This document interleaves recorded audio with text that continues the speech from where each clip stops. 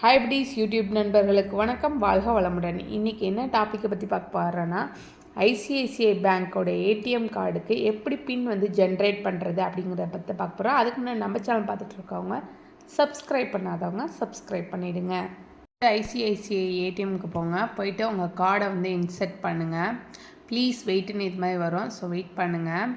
அடுத்தது வந்து பார்த்திங்கன்னா இது மாதிரி ஒரு பேஜ் வந்து ஷோ ஆகும். அதாவது ப்ளீஸ் செலக்ட் யுவர் ஆப்ஷன்ட்டு நம்ம வந்து கீழே பாருங்கள் ஜென்ரேட் ஏடிஎம் பின்னு இருக்கு பாருங்கள், அந்த ஆப்ஷனை வந்து கிளிக் பண்ணுங்கள். கிளிக் பண்ண உடனே நெக்ஸ்ட் பேஜ் இது மாதிரி தான் வரும். இதில் வந்து பாருங்கள் ஜென்ரேட் ஓடிபின்னு இருக்குது பாருங்கள், அந்த ஆப்ஷனை வந்து கிளிக் பண்ணுங்கள்.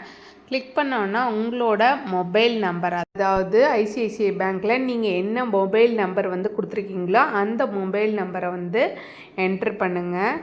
நம்பர்ஸ் என்ட்ரு பண்ணிவிட்டு எஸ்ஸுங்கிறதுக்கு பாருங்கள், அந்த ஆப்ஷன் கொடுங்க. கொடுத்ததுக்கப்புறம் உங்களோட டேட் ஆஃப் பர்த் கேட்குது.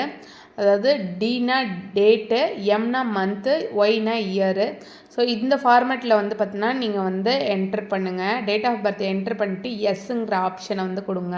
அதுக்கப்புறம் இது மாதிரி பேஜ் வரும். Please wait your transaction is in ப்ராசஸ்ன்னு இருக்குது, கொஞ்சம் நேரம் வெயிட் பண்ணுங்கள். அதுக்கப்புறம் தேங்க்யூன்னு வந்து உங்களுக்கு உங்கள் செல்லில் வந்து ஒரு ஓடிபி வந்து ஜென்ரேட் ஆகிருக்கும் இந்த நேரத்தில். இப்போ வந்து அகைன் கார்டை எடுங்க. ப்ளீஸ் கலெக்ட் யுவர் கார்டுன்னு இருக்கு பாருங்கள், எடுத்துருங்க கார்டை. இப்போ வந்து பார்த்தீங்கன்னா உங்கள் செல்லில் வந்து ஓடிபி வந்திருக்கும், அந்த ஓடிபி எடுத்து வச்சுக்கோங்க. திரும்ப வந்து ஏடிஎம்மில் போய் உங்கள் கார்டை வந்து இன்சர்ட் பண்ணுங்கள். இன்சர்ட் பண்ணோன்னா ஃபஸ்ட்டு பேஜ் இது மாதிரி தான் வரும், ப்ளீஸ் வெயிட் அப்படின்ட்டு.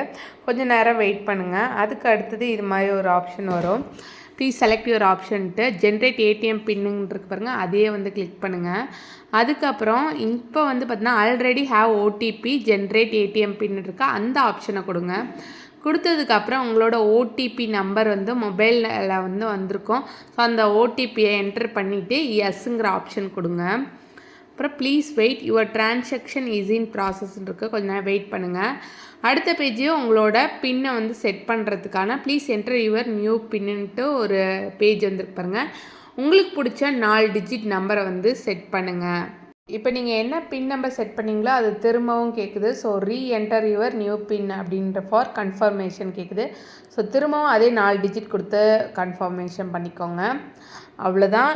ப்ளீஸ் வெயிட் யுவர் டிரான்சாக்ஷன் இன் ப்ராசஸ்ன்னு வருது.